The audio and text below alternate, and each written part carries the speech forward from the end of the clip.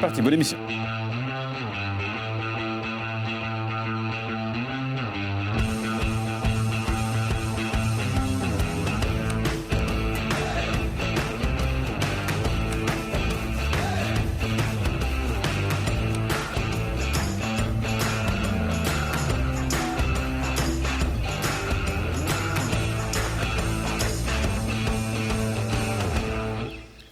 Bonjour à tous, bienvenue dans Nyon Région Télévision fait son sport. Aujourd'hui un sport de salle, le handball, et également on sera à l'extérieur. On va même bouffer du gazon, vous allez comprendre pourquoi, avec le football américain. Nos invités aujourd'hui, à commencer par les dames, Valérie Durussel. Bonjour Valérie. Bonjour. Pour une fois, c'est dans le rôle inverse. Tu étais à cette place même il y a peu de temps, et maintenant comme invité, comme porte-parole de la Fédération suisse de football américain. Tu nous expliqueras l'amour de ce sport que tu as. Avec nous également Gleb Yatsenia. Bonjour Gleb. Toi, tu es président des Centurions, La Côte Centurions, club donc, de football américain. Et puis du côté du handball, on est avec Alexandre Ramel. Salut Alexandre. Bonjour. Pivot du handball club de Nyon. Et Alexandre est venu avec son papa, vous allez comprendre pourquoi, avec André Ramel. Bonjour André, bonjour. Président du handball club de Nyon. On commence avec toi André, d'abord avec cette saison qui est juste extraordinaire pour le club. 18 matchs, 18 victoires, premier du classement. Que veut le peuple ? Surtout se remémorer qu'on était là l'année dernière en parlant du départ de notre entraîneur principal qui nous claquait la porte avant un match. On était en première ligue, on était déjà un peu voué à la relégation, ce qui s'est passé en fin de saison. Et on a su, je pense, reconstruire une équipe avec un nouvel entraîneur qui était déjà présent à ce moment-là, mais juste merveilleux, quoi. Merveilleux aussi par rapport à la construction de cette équipe, parce que c'est véritablement une équipe aujourd'hui. Et c'est un juste retour des choses, Alex, finalement. Vous étiez premier en première ligue, maintenant, c'est naturel. On était dans les 2 dernières places en première ligue, maintenant on se retrouve en première ligue comme Viège, qui se sont fait redescendre, justement. Puis c'est vraiment les 2 équipes de première ligue de l'année passée qui tirent la bourre pour arriver en haut de ce classement. Et justement, le handball club de Nyon a pris ses distances avec Viège, deuxième donc. C'était le match qui avait lieu dimanche dernier contre Viège, donc, pour le choc au sommet de cette deuxième ligue. Les joueurs de Christophe Fourcault l'ont emporté 35 à 25. Non, je confonds, pardon, je vais reprendre. Ils l'ont emporté 32 à 25. Et on va retrouver justement Joël Brunner qui était présent à ce match. On se retrouve juste après.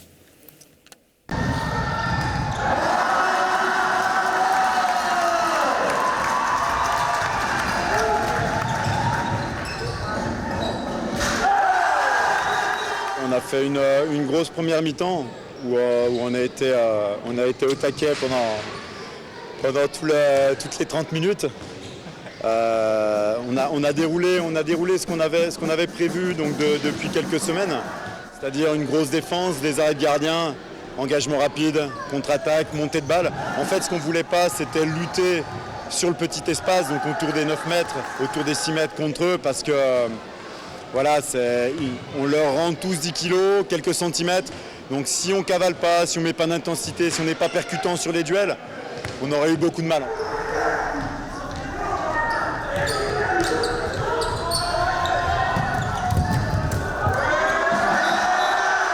On a répondu présent, c'est vraiment le plus important. Je ne pensais pas qu'on allait faire un écart aussi grand.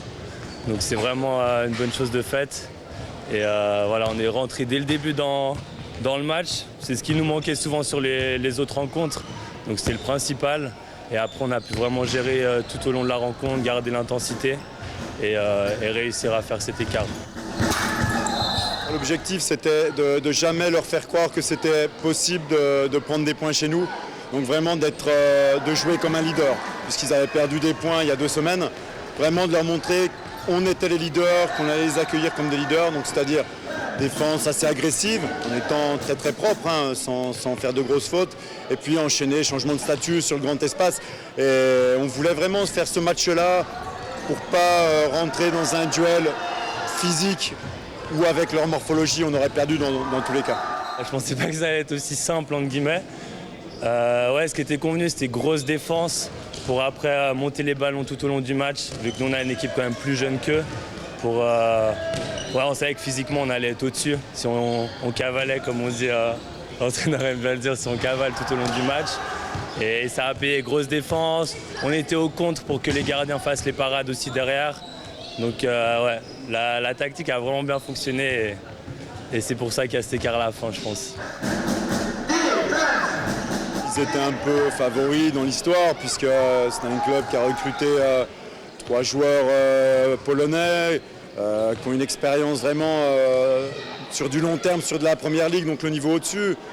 Ils étaient clairement favoris, donc on a su les piquer là où il fallait. Et bon, ils ont été un peu frustrés, c'est vrai qu'ils ont fait des fautes assez pénibles. Nous maintenant, on peut aller chez eux tranquillement, en se protégeant et sans se blesser. Le plus gros est fait, je pense, mais il faut quand même rester concentré. Il nous reste 3 matchs, entre guillemets, vu que le dernier contre Liège ne servirait à rien si on gagne nos 3 matchs. Donc vraiment rester concentré, même si je pense qu'on est au-dessus de ces 3 équipes. Lancy, Verdon et Servette. Il faut vraiment qu'on reste concentré pour finir à cette première place. Sur un match comme ça, je retrouve un peu ce que j'ai connu par le passé en France et ça fait vraiment plaisir puisqu'au final, si le président Ramel m'a fait venir à Nyon avec son comité, c'est aussi pour ça, quoi, pour donner un petit peu d'allant au projet qu'il a initié depuis quelques années. Et puis de proposer une qualité de jeu, un projet de jeu vraiment intéressant pour le public. Et on voit ce soir que les gradins étaient remplis, donc c'est super pour les garçons.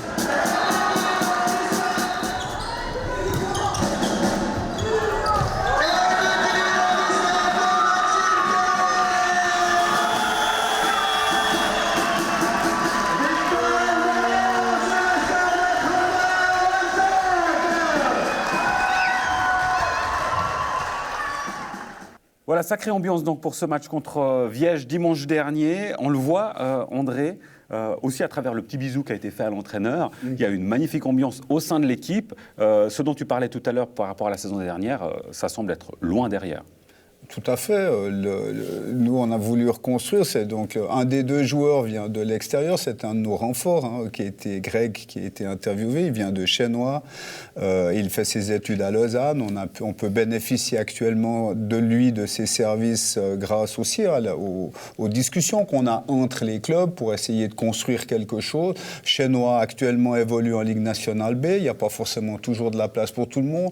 Nous, on est dans la formation de jeunes joueurs. C'est pas toujours évident de les intégrer quand on veut faire du sport d'élite. On voit qu'en première ligue, vous avez vu en face à Viège, il y a 4 joueurs qui sont professionnels dans l'équipe.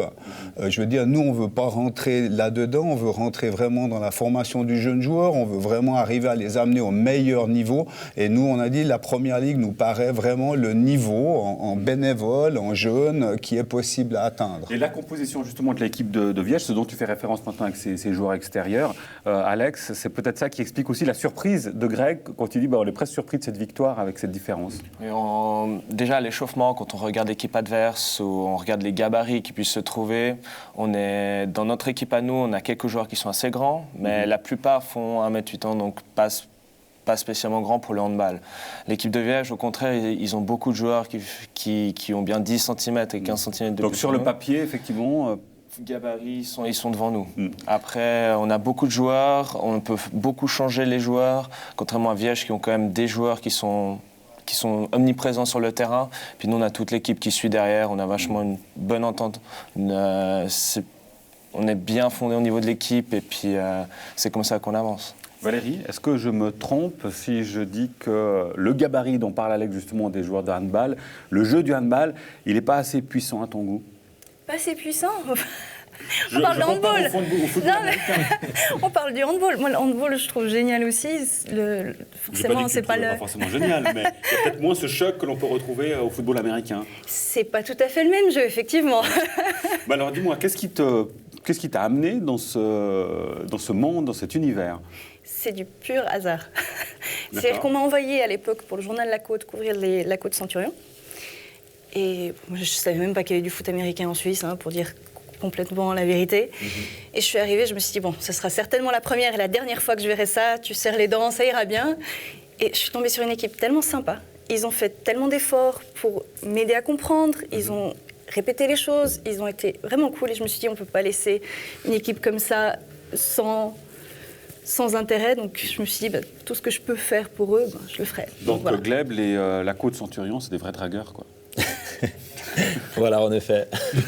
Comment est-ce qu'on amène, parce que le football américain, c'est quand même un sport qui reste assez intimiste en Suisse, hein. Il n'y a pas beaucoup de clubs. Il y a quand même du monde. C'est quoi? C'est le fait, on voit aussi que le Super Bowl est de plus en plus présent, on en parle aussi de plus en plus dans les médias. Tu ressens un appel d'air aussi via cette culture américaine qui est peut-être plus présente aujourd'hui qu'avant? Alors oui, en effet, il y a quand même une trentaine de clubs en Suisse. Et puis si on regarde à travers l'Europe, il y a une présence relativement forte. Maintenant, c'est clair, ça ne se compare pas à l'handball ou à d'autres sports beaucoup plus présents. Et en effet, depuis quelques années, ça devient de plus en plus facile de regarder des matchs par Internet, par la télévision, de faire des jeux vidéo en lien avec ce sport. Et puis aussi de suivre même l'évolution de certains clubs européens sur Internet également. Ouais. Donc là, je sais que la SAF, ils essayent aussi de commencer à faire ça. La SAF, donc la Fédération suisse de football américain, je vais être honnête avec vous, je vais être honnête avec toi, Valérie, le football américain, j'ai déjà assisté à des matchs de football américain, c'est impressionnant, mais je n'y comprends rien. Les règles ont l'air quand même assez compliquées, mais paraît-il qu'une fois qu'on s'y met... Alors, en fait, là, je pense que j'ai le gros avantage pour la fédération, c'est que moi, je suis arrivée, je ne comprends pas toutes les règles non plus, je ne comprends pas l'entier non plus, je comprends ce qu'il faut comprendre et j'arrive bien, dans ce cas-là, à gérer et à aider un peu les journalistes qui s'y intéressent. Parce qu'en fait, c'est à peu près comme tous les sports. Les bases de base sont simples à comprendre, et après vous avez toutes les petites règles que connaissent seulement les arbitres. Et ça, dans tous les sports qu'on connaît, même le foot, même le handball, même le basket, il y a plein de petites subtilités que le lambda des personnes ne connaissent pas, mais qui existent. Et en fait, on a cette mauvaise image, cette fausse image avec le foot américain en se disant c'est très compliqué. Dans l'absolu, non. En fait, il faut juste aller marquer les points, c'est pareil. Il suffit de s'intéresser un petit peu, effectivement. Et puis, il y a aussi une autre image, Gleb, qui est liée au football américain. C'est une image quand même d'un sport très physique, ça va de soi, mais violent aussi. Qu'est-ce que tu réponds à ceux qui disent, mais c'est un peu brutal? Alors, je dirais que quelque part, c'est comme le rugby ou le hockey, dans la mesure où le contact sur le terrain de jeu, oui, il peut être parfois très brutal. Maintenant, c'est un sport joué de gentleman. Donc, une fois qu'on enlève le plastron, on ne va pas chercher l'adversaire après le match. Il y a un certain degré de fair play qui est maintenu par les joueurs, par les entraîneurs, par les arbitres. Et puis les personnes qui franchissent la ligne et commencent à faire des choses pas correctes, ils sont écartés assez rapidement. Et comme dans tous les sports, tous les matchs, évidemment, ce qui importe et ce qui joue beaucoup, c'est le public. On a vu tout à l'heure avec le match donc, du handball club de Nyon avec Alex, un public qui était très présent. Tu me disais 300 personnes, 300 une ambiance de folie, on a vu sur les images. Ouais. Ça change beaucoup pendant un match. Je pense que c'est ça qui a réussi à nous faire partir sur un bon match. On a connu au début de saison des matchs difficiles d'entrée et d'avoir autant de personnes, je pense qu'on veut s'arracher les tripes, on peut y aller à 200% pour satisfaire nous-mêmes, notre équipe et ainsi le public aussi. Et justement, le signe, il est là, on l'a vu effectivement avec ce reportage. On va s'intéresser quelques instants à un autre sport qui réunit peut-être aussi le handball et puis le football américain. Vous en faites forcément à l'entraînement, c'est la course à pied. J'imagine que pour s'échauffer, c'est incontournable. Et justement, on va s'intéresser à la course à pied avec, vous savez, il y a dans quelques jours, les 20 km de Lausanne. Et le 31 mai, Nyon va accueillir une étape du Tour du Pays de Vaud. Et pour donner quelques conseils utiles aux amateurs de course à pied, Hélène Sproger et 2 de ses amis ont mis en place une structure qui s'appelle Make Me Run, Fais-moi courir. La structure dirige chaque jeudi des entraînements collectifs à Colovray. On vous propose un reportage signé Jonas Gardel, réalisé en collaboration avec l'ASSN. Stade de Colovray, un jeudi soir ordinaire. Une trentaine de coureurs écoutent attentivement les coachs, Julia et Sandy. Car si courir est une activité naturelle, les bons conseils sont toujours utiles avant de chausser les baskets. Le but, c'est vraiment de rassembler les gens autour du running, donc faire du running quelque chose, une activité sociale, et puis de pouvoir aussi progresser dans la course, qu'on soit débutant ou un peu plus avancé. Donc on veut vraiment réunir tous les niveaux ici à cet entraînement. Mais après, oui, il y a un peu de technique de course à avoir. On va pas travailler comme en club d'athlètes avec des éléments très techniques, mais quelques bases. On apprend justement à lever les genoux, à travailler les bras aussi. Et puis comme ça, les gens, ils arrivent à progresser un peu, j'imagine. En Suisse, 1 personne sur 4 pratique la course à pied. Si habituellement courir se faisait en solo, aujourd'hui la tendance est aux entraînements en groupe. L'idée première de Make Me Run est de réunir les amateurs de course à pied afin de partager ensemble le plaisir de courir. L'entraînement dure 1 heure. Là, on vient de faire des changements de rythme, donc on a commencé par un 90 secondes assez rapide, on a pris 30 secondes de pause, on a fait 60 rapides, 30 secondes de pause, 30 secondes rapides, 30 secondes de pause, 15 secondes rapides, 30 secondes de pause, et puis on va faire 3 fois cette série, donc vraiment le dernier, normalement on doit être au bout de souffle. On sent qu'à la fin, le fait d'avoir fait beaucoup d'accélération, changement de rythme, cardiovasculairement et musculairement, on sent qu'on a travaillé. Donc satisfait en peu de temps en fait. Parce que je sais pas, j'ai pas calculé, mais peut-être un quart d'heure d'intensif et on est bien lessivé. C'est la première fois que je viens, mais j'ai bien vu les gens sympas, c'est bon enfant, bonne ambiance. Non, super, c'est bien de courir comme ça quand il y a une bonne ambiance. Il y a beaucoup de difficultés, ça fait un moment que je cours pas tant que ça, donc j'ai eu mal. Mais au lieu de pleurer, je rigole, plus simple. C'est sympa, ça motive, on a envie de se mesurer un petit peu aux autres. Quand on court tout seul, on a un petit peu, on prend notre pouls, notre temps, mais on cherche un peu moins la performance. Là, on est un peu motivé parce qu'on voit qu'il y en a qui poussent un petit peu plus, donc on a envie de les suivre. Make Me Run est né d'une envie de partager la passion pour la course à pied. Pari réussi. Les participants se sont fait du bien en oubliant l'obsession de la performance. La fin de l'entraînement est consacrée à la récupération et au stretching pour que le lendemain ne soit pas trop douloureux. Peut-être ceux qui sont venus ici pour la première fois, peut-être qu'ils ont quelques courbatures, mais non, on survit à ce genre d'effort. Make Me Run, c'est tous les jeudis à 18h30 à Colevray. Voilà, le rendez-vous est pris pour les amateurs de course à pied. Avant de terminer cette émission, on fera un petit tour sur l'actualité évidemment de nos invités. D'abord, Gleb, avec toi pour les Centurions. Prochain match ? Alors c'est ce dimanche à Fribourg, on aura 2 matchs, match des juniors à 11h et des seniors à 14h. Et dans le district, pour ceux qui aimeraient voir un match des Centurions ? Ça sera le samedi 29 avril à 18h au Perret-Réaglan contre les Whoppers de Genève. Et bien sûr, Valérie, tu conseilles à quiconque de venir assister. Clairement. Et puis, l'avantage, c'est qu'on a commencé le live stream avec la fédération. Donc, si vous avez peur, donc, en direct, vous pouvez aller suivre. Vous ne pourrez pas suivre les Centurions le 26, à moins qu'ils le demandent. Mais vous aurez un prochain match que vous pourrez suivre. Et ça aide. On a une très bonne présentatrice qui aide à comprendre les règles. Magnifique. Gleb, il faut faire la demande pour avoir un streaming live de la part de Valérie pour le prochain match. Et pour le Handball Club de Nyon, André, on l'a dit dans le reportage, il reste 3 matchs. Ouais. Normalement, tout devrait bien se passer. Oui, comme ça a été dit, 2 matchs assez faciles. Un match, c'est le match retour à Viège le 22 avril, le retour des vacances. On monte en terre haut-valaisanne. Donc clairement, là, on va aller jouer. On n'a pas de pression, on a 4 points d'avance. Donc même si ce match, on n'a pas besoin d'aller à la blessure, d'aller se surpasser. De toute façon, on sera devant. On va affronter ça bien. On va préparer déjà un peu la saison prochaine, déjà voir un peu tout ce qu'on peut mettre. Mais une magnifique saison en tout cas, puis bravo à tous, quoi, chouette. Je voulais juste dire pour tous les sports qui ont de zones, l'affrontement est violent.